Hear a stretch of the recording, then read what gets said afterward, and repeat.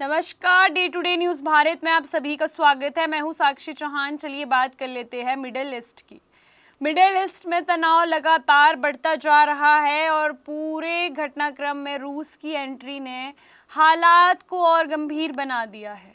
अगर बात करें इस युद्ध की तो ये युद्ध 28 फरवरी 2026 को शुरू हुआ है और आज 60 दिन से अधिक इस युद्ध को शुरू हो चुके हैं, यानी कि लगभग 2 महीने से अधिक समय इस युद्ध को शुरू हुए हो चुका है।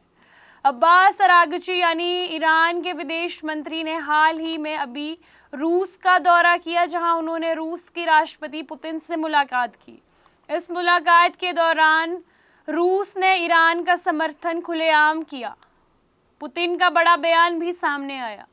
रूसी राष्ट्रपति पुतिन ने कहा कि ईरान अपनी आज़ादी और संप्रभुता के लिए लड़ रहा है और ईरानी जनता बहुत बहादुर और साहसी है और जिस साहस के साथ वे इस संघर्ष में लड़ रही है वे बाकी काबिले तारीफ है।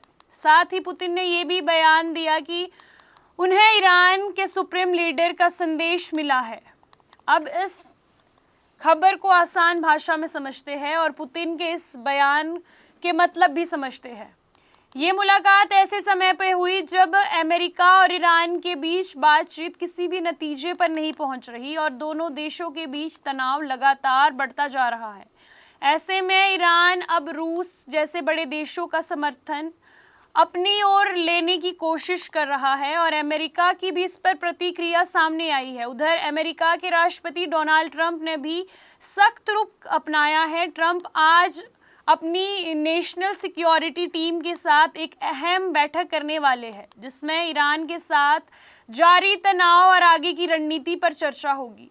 ट्रंप की चेतावनी भी सामने आई है। ट्रंप ने ईरान को साफ चेतावनी दी है। उन्होंने कहा कि ईरान के पास सिर्फ 3 दिन है युद्ध खत्म करने और सीज फायर पर अपनी सहमति देने के लिए। अगर ऐसा नहीं होता तो उसकी तेल पाइपलाइन में बड़ा नुकसान हो सकता है। ट्रंप का कहना है कि अगर ईरान तेल निर्यात नहीं कर पाया तो पाइपलाइनों पर दबाव पड़ जाएगा और तकनीकी कारणों से पाइपलाइन फट भी सकती है। ईरान के विदेश मंत्री अब्बास अरागची लगातार अलग अलग देशों में जा रहे हैं और अलग अलग देशों के लीडर से मुलाकात भी कर रहे हैं। उन्होंने हाल ही में पाकिस्तान के प्रधानमंत्री शहबाज शरीफ और आर्मी चीफ आसिम मुनीर से भी मुलाकात की। फ्रांस के विदेश मंत्री के साथ फोन पर सीज फायर को लेकर चर्चा भी की। ट्रंप और ब्रिटेन के प्रधानमंत्री के बीच भी बातचीत हुई है। इस बातचीत पर स्ट्रेट ऑफ हॉर्मुज में शिप को फिर से शुरू करने पर चर्चा की गई है। हॉर्मुज दुनिया का सबसे अहम तेल मार्ग है। अगर ये बंद हो जाता है तो पूरी दुनिया पर तेल की सप्लाई पर इसका असर हो सकता है।